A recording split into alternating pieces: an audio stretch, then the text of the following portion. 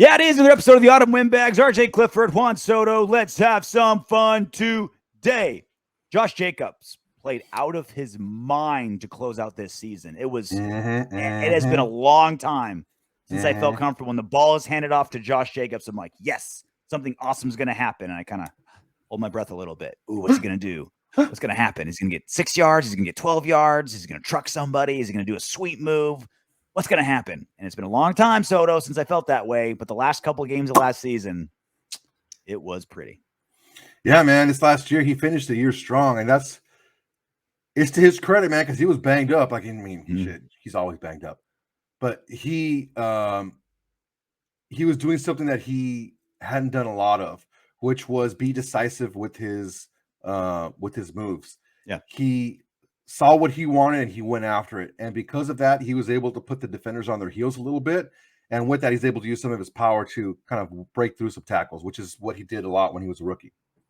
The problem is, in the NFL and a salary cap, it's not just about what you do, it's what you're paid to do. And therein lies the problem. Before we get into that, make sure you like, comment, subscribe, hit the notification button, leave us a comment, tell us what you think, ask us questions, tell us to piss off.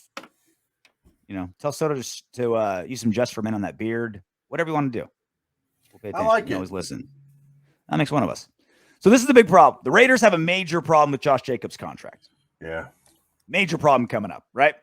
We reached on a first round, making a running back a first-round draft pick. Everyone's like, well, he's one of the few first-rounders that we've made that actually delivered. It's like, yeah, if we drafted a kicker in the first round, he'd probably be a pretty decent kicker too. I mean, using a major exaggeration here, but Devontae Booker outplayed him last season. We've had, all the excuses we're trying to give Josh Jacobs, it's applied to his backups that have played well. So when the new GM eventually comes in, the biggest contract he's going to have to deal with is Derek Carr's. Obviously, that's the major one, and it's going to, potentially define this franchise moving forward. But the second biggest contract he's going to have to deal with is Josh Jacobs.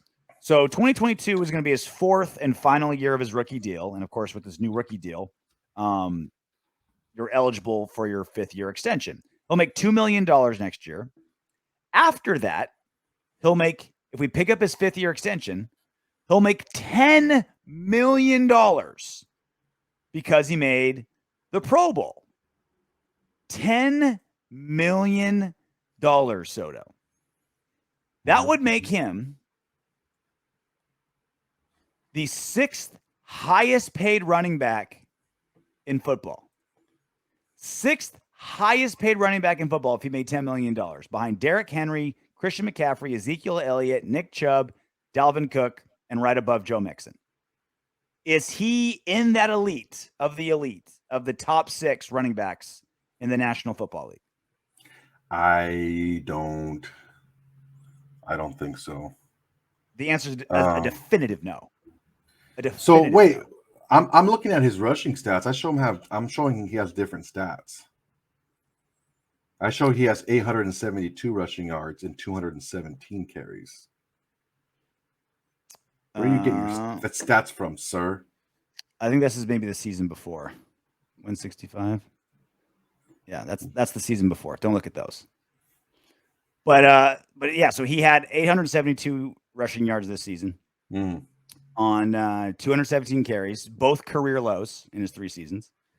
He played 15 games, missed 2, which is standard issue for him. But even in the games that he did play, he got bounced out of a lot of them, right? He missed a lot of time. He missed a lot of time, even in games that he played, because he's so injury prone. So you look at and you also look at his injury history. I mean, he's been through he had 3 different injuries this season, recorded 3 different ones, and missed 2 games. So injury history, very expensive, and he's going to have to be the 6th highest paid running back in football if we give him an extension. I don't see how we can possibly make him the 6th highest paid running back in football. I can't fathom that with how many holes we have to fill, what we're going to have to pay Derek Carr if we keep him, what we're going to have to pay Darren Waller, what we're going to have to pay Max Crosby, what we're going to have to pay Hunter Renfrow. And that's just keeping our guys. all our other free agents that we want to keep, that we're going to have to pay. I mean, we got a long list of guys on 1-year deals that we want to keep, or at least try to keep. To allocate $10 million for running back when we already have like a super expensive running back room. We're already paying Kenyon Drake $11 million for 2 years. Jalen Richard has to be the highest paid, third string running back in football, like $3.5 million or whatever it is. Like, we just can't do it. But he's good, which is why it's going to hurt so bad. And this is what's always been the Raiders' problem: is they fall in love with guys and they don't look at them as assets as they should. It sounds like super shitty that we're like, these aren't assets, they're people. It's like, no, they're assets. No, these are assets. There are people and you treat them as such, but when it comes to money and rosters, you can't fall in love with guys. You got to go value. No, it's like back in the day when I used to go to Mexico every year, summer vacation, and my family had a goat farm, and she's like, "Don't play with them. don't give them names. don't name them. Call them Monday, Tuesday, Wednesday. Like, don't give them names. Like, this is food. This is not, you're gonna have to be eating Fluffy on Wednesday. You know, not pets. Pass the Fluffy. I want some, please. He's so good.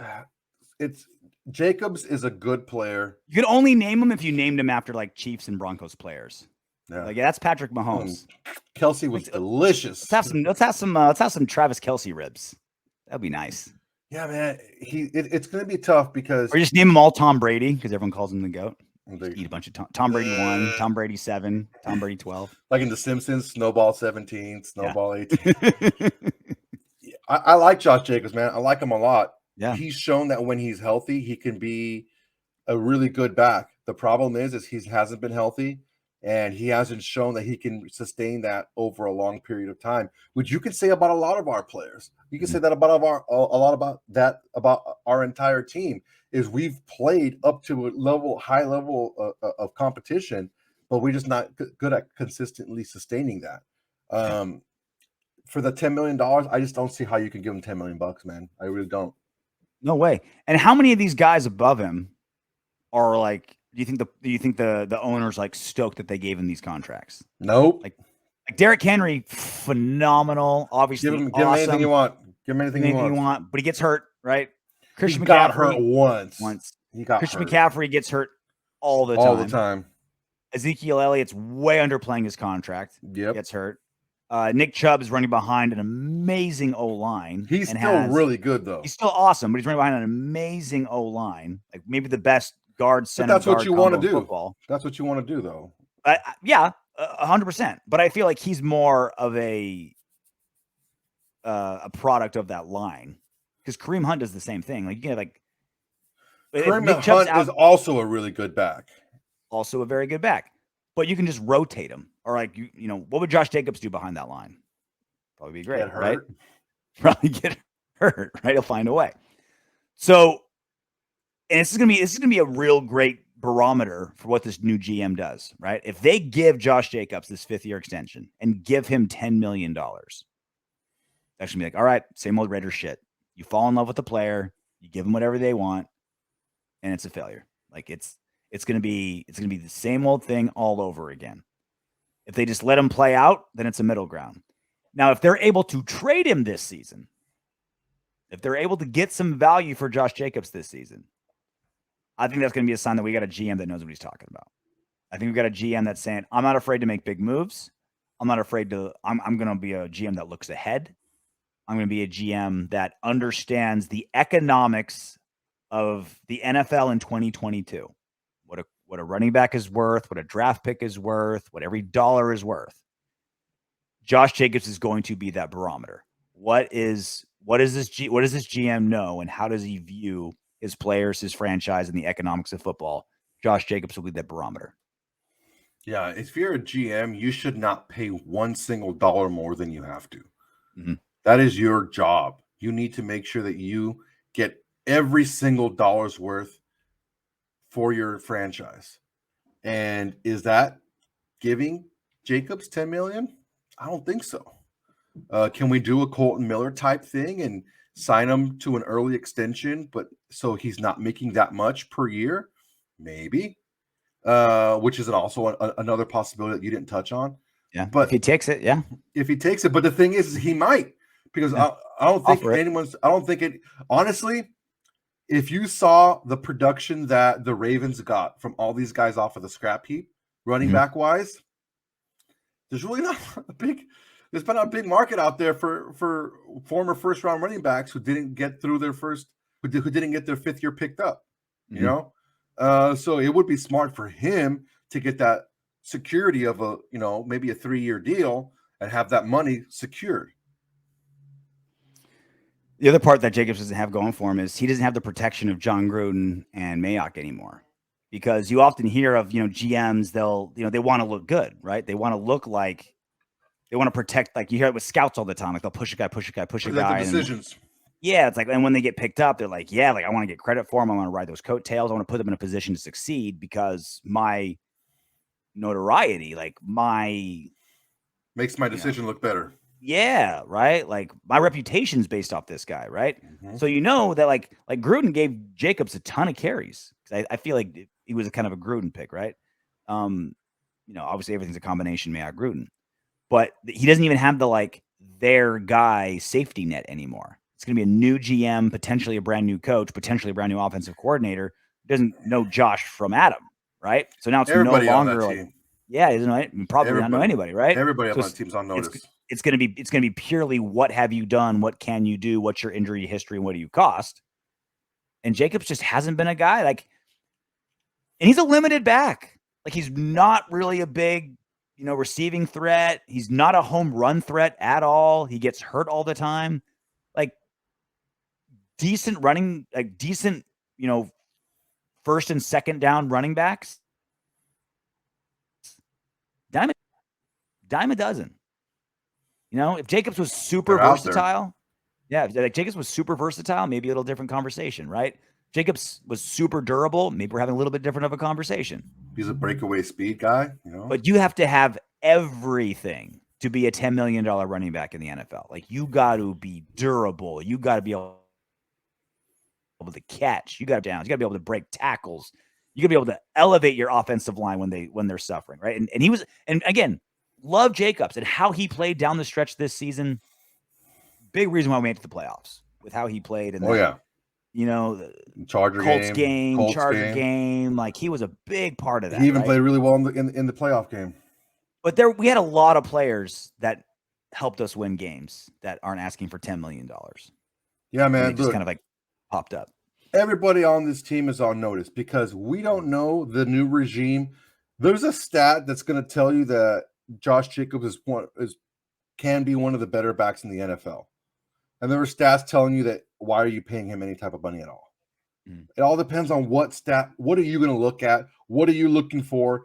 Because when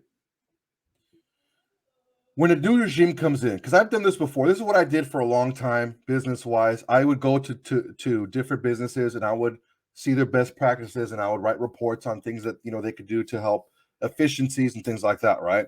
One of the things that I would always tell these people to do, that I would always ask is like, what are you looking for? Like, do you just interview a bunch of people and pick the best ones out of the people that you interviewed? That's ridiculous.